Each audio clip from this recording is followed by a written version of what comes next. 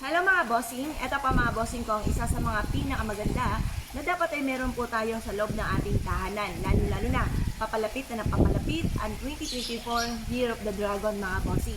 Ngayon po mga bossing, napakaganda nito mga bossing ko. Ito po ay nag-8 po siya, ibig sabihin po niya never ending. Yan po, infinity mga bossing. Ngayon po mga bossing, mas mainam na meron kang ganito, lalo na kung ikaw po ay maraming mga pangarap, marami kang gustong gawin, at para mabilis nating ma-achieve ang ating mga pinapangarap. Ang dragon mga bossing ko ay isa sa mga subok na napakaswerte. Swerte po ito sa pangkalahatan. Pumunta po kayo mga bossing ko sa Chinese territory at makikita nyo panay dragon ang pinaka nasa front nila mga bossing. Kasi ang dragon ay nagtataboy ng kamalasan, swerte nga po ito sa lahat mga bossing.